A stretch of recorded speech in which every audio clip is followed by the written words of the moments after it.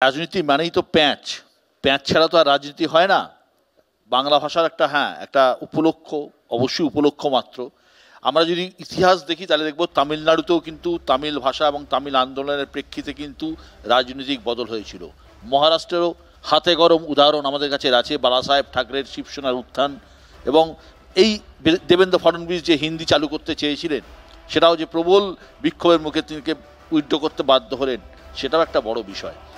যাই হোক, পরের বক্তা বিজেপির পক্ষে দেবজিৎ সরকার। আজকের এই সভায় বা বিতর্ক সভায় দুটো তিনটে প্রশ্ন রাখতে চাই। যারা আমার আগে বললেন রাজনৈতিক ক্ষেত্রে, যারা অন্য ক্ষেত্র থেকে বলেছেন তাদের কিছু বলার নেই।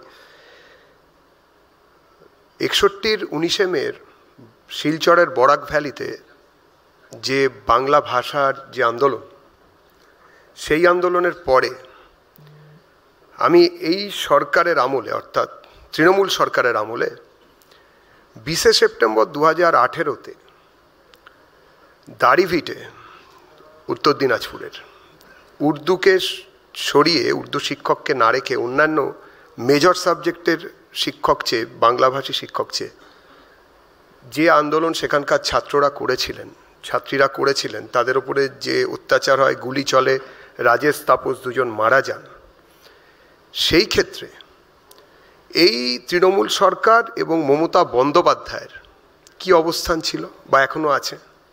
তৃণমূলের যারা নেতা কর্মী তারা বিষয়টা আমার পরে বক্তব্য রাখার সুযোগ পেলে নিশ্চয়ই পরিষ্কার করবেন। বাংলার ভাষা বলে প্যাঁচ ট্যাঁচের কথা বলছেন মমতা বন্দ্যোপাধ্যায়, নাকি বিজেপিকে প্যাঁচে ফেলছেন। বিজেপিকে প্যাঁচে ফেলছেন কিনা জানি না, কিন্তু বাঙালি যে প্যাঁচে আছে তাতে কোনো সন্দেহ নেই।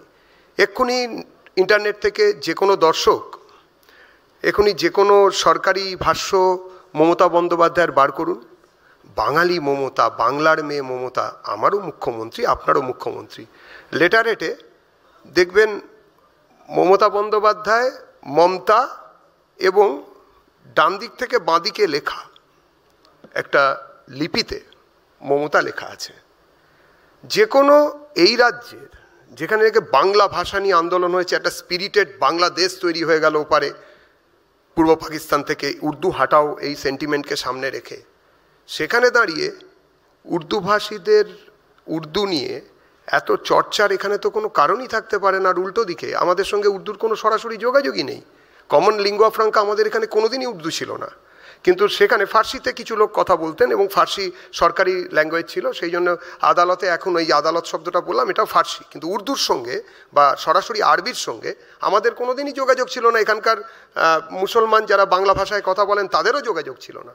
কিন্তু জোর করে উর্দুভাষী মুসলমানকে রাখা এবং উর্দুভাষী মুসলমানদের প্রাধান্য দেওয়ার জন্য, ভোট ব্যাংকের রাজনীতি করার জন্য বাংলার মেয়ে কী কাণ্ড করে বেড়াচ্ছেন গো। আমি প্রশ্ন করছি, উত্তর নিশ্চয়ই দেবেন, ওনারা ওনাদের অবস্থান পরিষ্কার করবেন।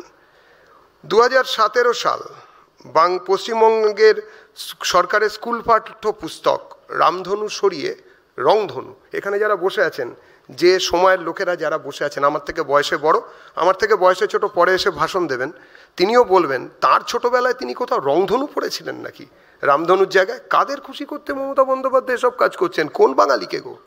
কে বাঙালি?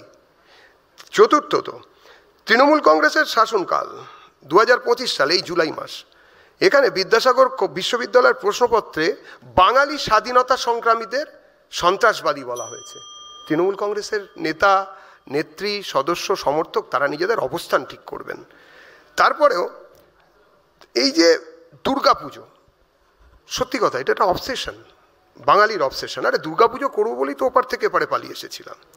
যারা মেরেছিল তারা বাংলা ভাষায় কথা বলতো, যারা আক্রমণ করেছিল তারা বাংলা ভাষায় কথা বলতো, যারা ধর্ষণ করেছিল আমার মা বোনকে তারা বাংলা ভাষায় কথা বলতো, তবুও পাড়ায় আমরা থাকতে পারিনি, ওপার থেকে এপারে পালিয়ে এসেছিলাম। দুর্গাপুজো করবো, কালী পুজো করবো, সরস্বতী পুজো করবো, তার জন্যই তো এসেছিলাম।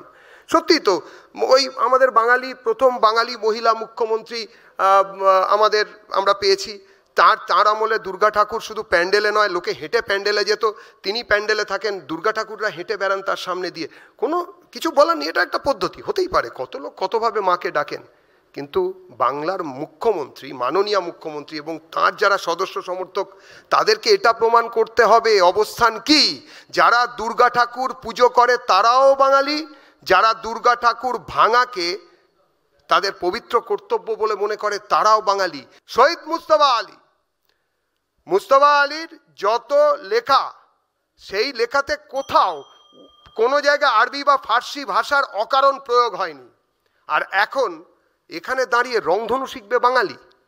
যে বাংলা ভাষায় আমাদের এখানে নজরুল কবিতা লিখেছেন, প্রয়োজনে ব্যবহার হোক বাংলা ভাষার। খুন শব্দটি যদি রক্ত অর্থে ব্যবহৃত হয় তাহলে রবীন্দ্রনাথের আপত্তি ছিল, হত্যা অর্থে কিন্তু আপত্তি ছিল না। সেই নিয়ে তিনি লিখেছেন। আমার বিদগ্ধ বক্তারা যারা আছেন তারা এটা নিয়ে জানেন, তারা বলবেন। কিন্তু কাদের জন্য বাঙালিয়ানা? কোন বাঙালির কথা মুখ্যমন্ত্রী বলে কোন বাঙালিকে প্যাঁচে ফেলার চেষ্টা করছেন? যারা ওপার বাংলা থেকে সর্বস্ব খুইয়ে, 1 মিনিট বিশ্বদা, যারা ওপার বাংলা থেকে সর্বস্ব খুইয়ে আজ রাতেও পালিয়ে আসছেন, শুধু তারা হিন্দু বাঙালি বলে, হিন্দু বলে, ওপারেও বাংলা এপারেও বাংলা। 21শে ফেব্রুয়ারি যারা আমাদের বোঝান, তারা আমাদের এটাও নিশ্চয়ই বোঝাবেন যে কোথায় এই অত্যাচার আমাদের ওপরে হচ্ছে। ওপারেও বাঙালি এপারেও বাঙালি, ওরাও বাঙালি আমরা বাঙালি। মুর্শিদাবাদের যেসব বাড়িতে কালি দিয়ে দাগিয়ে দেওয়া হয়েছিল এবং খুন করা হয়েছিল হরপ্রসাদ ইত্যাদিদের, তারাও বাঙালি ছিল। যারা খুন করেছিল তারাও বাংলা ভাষায় কথা বলছিল। মমতা বন্দ্যোপাধ্যায় এবং তৃণমূল কংগ্রেসের এইটা এখন দায়িত্ব বাঙালি সম্বন্ধে তাদের পার্টির, তৃণমূল পার্টির অবস্থান পরিষ্কার করার। ধন্যবাদ। আশা করি বাঙালিরকে প্যাঁচে ফেলার এই রাজনীতি থেকে আমার পরবর্তী বক্তা এবং পূর্ববর্তী বক্তা এবং এখানে যারা সবাই আছেন তারা সবাই এই বাঙালিকে প্যাঁচে ফেলার রাজনীতি থেকে মুক্ত করবেন। ধন্যবাদ। অনেক ধন্যবাদ দেবজিৎ।